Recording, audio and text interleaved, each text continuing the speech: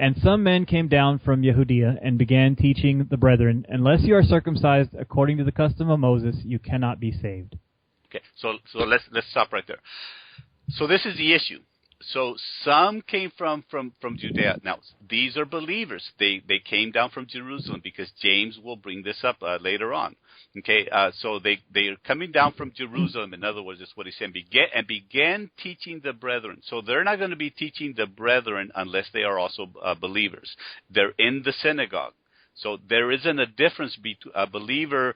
There isn't a difference between, at this point, between a Jew and a Gentile in the synagogues. They are both believers. The Gentiles have vetted themselves into that. This is a whole issue. Okay, but here's the problem. Two problems. Unless you are circumcised according to the custom of Moses, you cannot be saved. It has to do with circumcision or salvation by circumcision. That's problem number one. Second problem is according to the custom of Moses. Okay, so John 7:22, it says, Yeshua is talking to them. On this account, Moses has given you circumcision, not because it is from Moses, but from the fathers, from Abraham. Okay, so Yeshua is telling us that circumcision is not from Moses. It wasn't given as part of the law. This is before given to Abraham, number one. Number two is going to be Romans 4, chapter 4, 9, and 11. And so it says that faith was reckoned to Abraham as righteousness. I broke this down a little bit. Now, how was it then reckoned? While he was circumcised or uncircumcised? In other words, when did Abraham believe? Okay, so not while he was circumcised, but while he was uncircumcised. So he believed first, and then he was circumcised. And this is the argument, this is the whole argument that Shaul, the Apostle Paul, is going to make to both Jew and to Gentiles. Yeah, verse 5.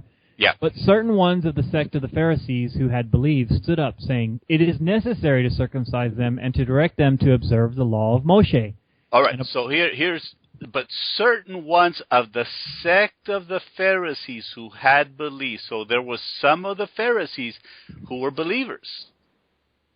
Okay, so this isn't out of the blue. This isn't Pharisees from out there. No, these are Pharisees that are followers of Yeshua. They're followers of Jesus that have believed. And if you go back to chapter 3, 4, and 5, you'll see that many of the priests have believed, but were afraid to follow them because of the Pharisees. Okay, so if you read the book of Acts very carefully, you'll see that they're added. 3,000, right, on chapter 2, 5,000 in chapter 5, and then some of the priests. And now here we have the sect of the Pharisees, or the leading rulers, some of the leading rulers of the temple, who had believed, stood up and they're saying, this is us, right? This is Orthodox. Oh, no, unless you're baptized, you're not going to be saved. But somebody can be baptized and fail in 2 or 3 years, and so it's an ordinance, not taking away the filth of the flesh, but it's a clean conscience before the Lord. It's like marriage. Just because you went before the judge doesn't certify your marriage. It's a beginning. You want to do it, you have to create the vow, but it doesn't make everything absolute.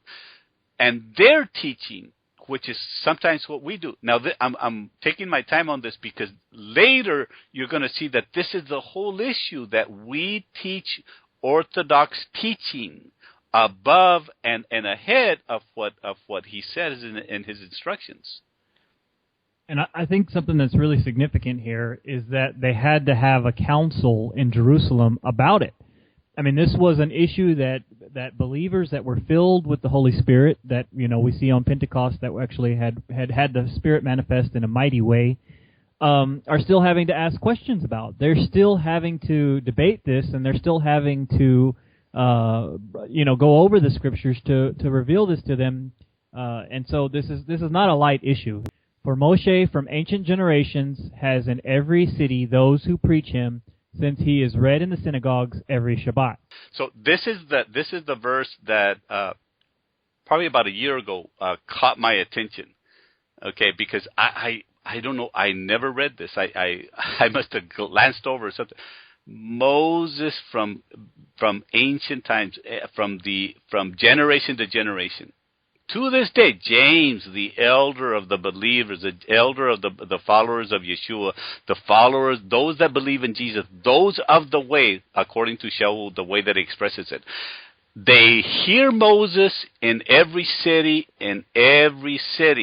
those that preach him, proclaim him in the synagogues.